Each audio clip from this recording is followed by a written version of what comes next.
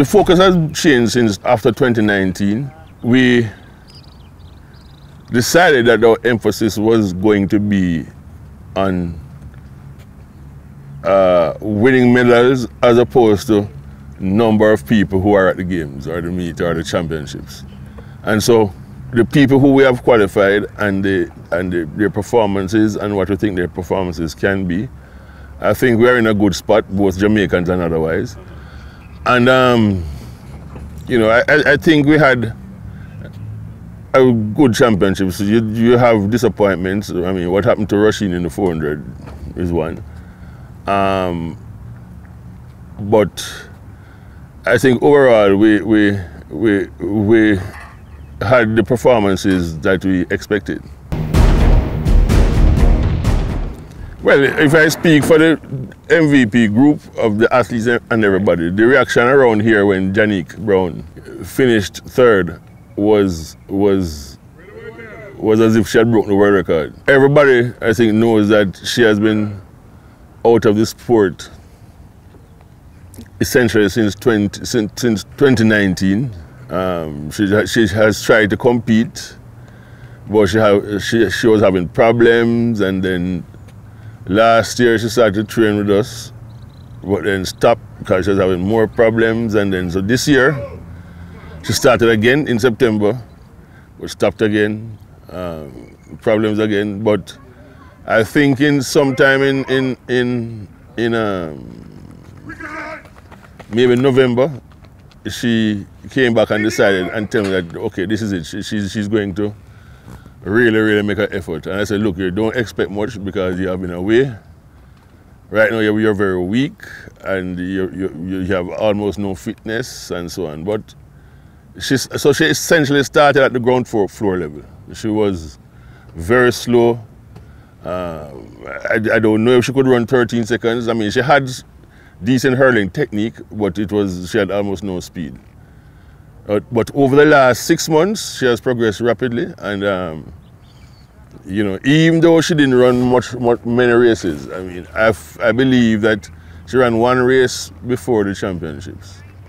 But I believe that if she had had a more extended racing season, indoors and out, then she would have been able to run much faster than she did, than 12.6, and I'm sure she will take off some serious time before the Olympics. She's young, and as you see at the American Championships, they had maybe 6 or 7 people running 12.3s or 12.2s. So it's something that she should feel good about right now, but it doesn't nearly reflect the challenge that she's going to have in Paris. Feel good for a day, but keep remembering that the Americans are not even the best hurdlers in the world now. There are people from Europe, people from Puerto Rico, people from elsewhere, France. She did well, but I think she now needs to refocus and understand that that in itself is not a big deal relative to achievements internationally. In training, he has been I think, cautious. I have had to coax him to take a risk in training and so on, to go a little faster. But based on what he was doing in training, I know that he was better than last year. And last year he ran 9.85, and so I was figuring that he could at least go 9.80 now and then take off about another 10th by Paris. The time he ran and the way he ran it is not surprising because you know he's capable of it. But what I'm surprised at is that he managed to take off the handbrake, release it all the way down, and really explode, because normally he's a lot more cautious. Well, based on what I saw him do in the final, I think if he had maintained that burst of speed he had between 40 and 60, out to the line, he probably would have run 9.6, 9 or thereabouts, 9.70. I'm at world records.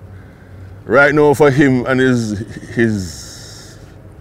future, what he needs to do is become an Olympic medalist first, and then we'll worry about everything else after that. Well, Asafa was much better technically from early. He had a much better start, which most of the time, when executed, was a thing of beauty. Unfortunately for him, he never executed his start in championship settings at the top level, and that put him in a panic situation. And of course, you come along when Bolt is there, and you know that in itself is its own problems. But Kishane, I think, is similar to Asafa when he just started, in that he is now looking at an era where everybody is running 9.8s, 9.9s. So it's an era in which he can stand out more easily. Unlike somebody who, like Blake, who when he came along, it was at the height of the Bolt era. He had just run 9.58, so everything else you do is overshadowed by what Usain Bolt has done. So I think he's in a good era, a good space, and I think he has drastically improved this year from a technical level, and I think he's going to continue to do that. There are some things we need to be fixing. His start is one, and so on things before the Olympic Games, but you know, he learns well, and I think that he'll make up his technical deficiencies gradually. But in terms of raw times and so on, I think he's better now than Asafa at that age.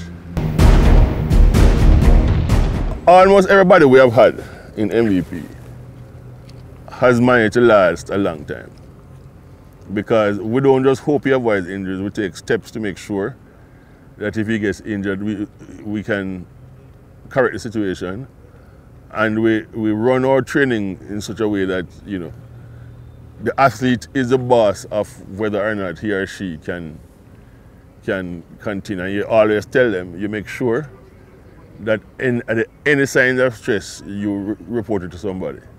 So that way we tend to keep people healthy.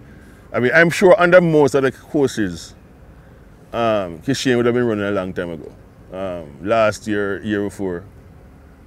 But, you know, our system requires us to be super cautious and to be remember that this year hopefully is not the end of the world, and in the future we will expect that the athlete will have a good career. So we are relatively cautious now.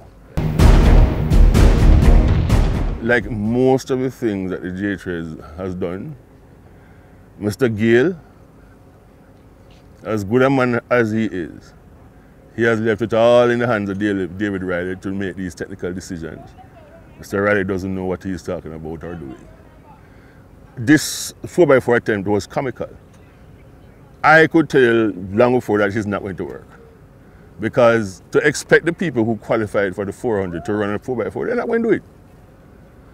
What they should have done, if you know from May, the first weekend in May, that you have failed to qualify so far, you pick up the phone, you go to Europe, ask one of the meets to arrange a 4x4.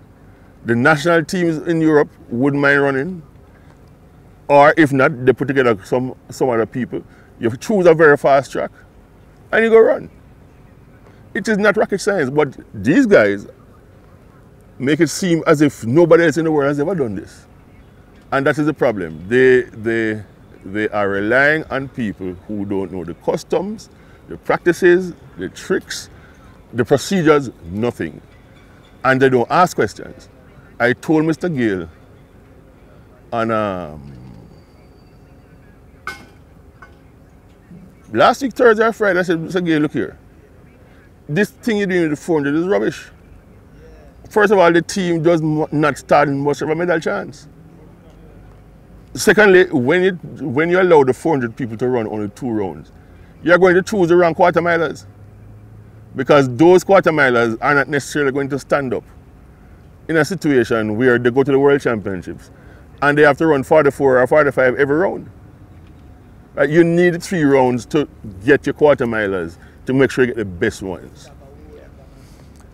And I said to him, look, before you take any decision, which Riley brings to you or whatever for seniors, make sure that you call Mr. Mills or Mr. Francis or Mr. Wilson, right? Those are the people who know about the sport at the senior level. They are the people who have lived it, right? Do not depend on people who what they do is coach a high school team and they don't know nothing about it. Because it depends on you having been a part of it, right? But he didn't listen, right? And it was bound to fail, but they had to try, I guess. Well, I don't mind that. I don't mind that. And if he thinks that 2 engineering degrees and a level 5 certificate makes him a great coach, then so be it, right? But all I'm saying is, right, as I said it before, try not to stand in the way of the seniors. To organize the 200s at 5:30 on Friday and Saturday in the evening, when you know there's going to be a headwind, right? These people are looking for Olympic qualifiers, right? If you had scheduled the 200 at 7 o'clock, they would have got 2 shots at it. But by scheduling the 200 at the time when they did, they have only 1 shot, right? And those are the kind of things you don't think about artists. You don't know anything, so you just put down the time because it's convenient for you, right? The hurdlers, every sprint race and a straight is supposed to be run in the nights in Jamaica, right? Those are the kind of things I'm talking about where it requires more than 2 engineering degrees and a level 5 certificate for you to understand. And the thing about Riley is that he don't ask questions. None of the people I've mentioned can recall any time when Riley comes to them and bounce ideas and asks them, what should I do? And that is a sign of somebody who should not be in an organization making decisions on areas that he has not shown much competence. Because he can't defend what he did. We have had 4 world relays. Every world relays, you go back to the team that ran the previous year in the World Championship or the Olympics. Those people are the priority. You also put in those people who have shown real breakout speed or whatever during the season so far. And that's the team you run, right? But all of a sudden he decided that was rubbish and they need to do something different. Bolt ran at World Relays twice, I think, and in both cases he had not run a race all year. Similar to you and Blake, right? Similar to Asafa, Shelley, Elaine, everybody. You do not do what he did, but he decided that is what. He's very, very bright and he's a genius and he has 2 engineering degrees. And that is what he must do. So all I'm saying, I know he can't attack what I'm saying, so he has to attack me. And I don't mind, my back is broad. I don't think Elaine has reached the end. I think that Elaine's body cannot hold up to most of the methods, the methods of 99.9% of the coaches in Jamaica. Because they rely on a lot of natural versus mechanical, right? And Elaine's body cannot deal with those kind of things, right? I think personally that if she were to ask me what she should do, I would tell her to go to somewhere in the States, right, and train, because I don't think that she's going to be able to survive using the methods which I use out here to try and get her to top speed. She can't fit in at MVP because MVP right now has too much talent, which is a priority. But You know, that is what I would tell her. But I don't think she's done. It will be difficult. I mean, I have a lot of sympathy for Elaine. It's hard to coach somebody for over 10 years and not develop some kind of bond. And I don't like to see what is happening to her now. Right? So, I mean, I'm not going to say the priority we have right now is that we have a lot of young girls. Right? We have a potential superstar as young as 18, and we have them going up to 20, 21, 22.